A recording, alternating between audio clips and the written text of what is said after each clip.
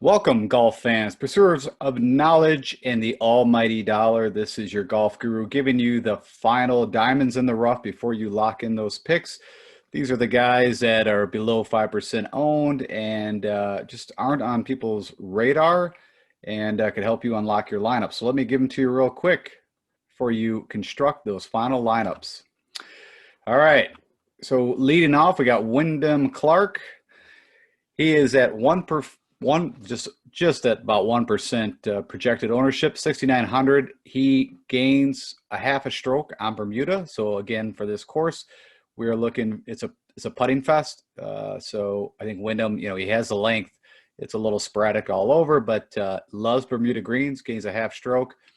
His recent form has not been up to par. We'll put it that way. But he did have a 29th at the Northern Trust, but did miss 6 out of the last 7 events.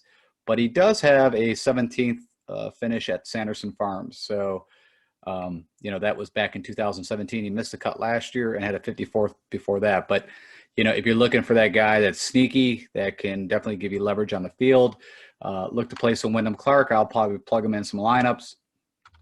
Another guy that is not being talked about, even though he just won at the Safeway, he's at 3% projected ownership, costing you $7,600. Bermuda is his best putting surface. He gains not a ton. It's not near a half stroke. It's less than a quarter stroke, but it is his best surface. And as I mentioned, with win equity, he won just recently at the Safeway, so good recent form. And of course, this is a guy who has won at the Open. Of course, he kind of backdoored Tom Watson, we'll say, but and it was in 2009. But hey, the guy can win. And in this event, and these kind of it's not an alternate event, which it used to be a WGC would play at this time, and it was an alternate event.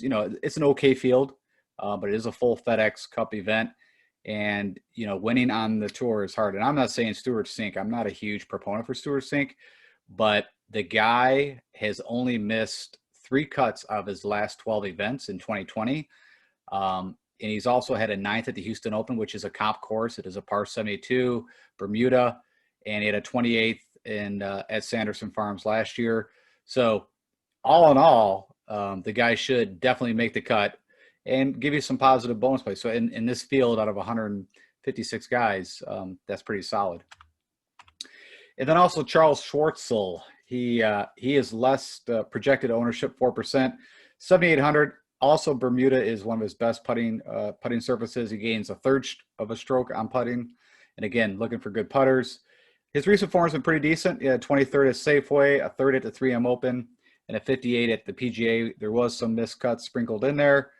But he has a pretty solid performance at the Houston Open or the Shell. This was a little while back, but again, a par 72, Bermuda, about 7,400 yards in length. A 3rd, a 19th, a 13th. And also he's a past, Masters winner. So again, you got win equity with Charles. Again, I'm not a huge fan, but we're not talking about who we like to play or who's our favorite golfers. We're talking about guys that can get us points, that can be around for the weekend when we get down to these, that's middle to lower price tiers. So that's it. So I just wanted to give you those guys that people aren't looking at. Low ownership can help you build your lineup.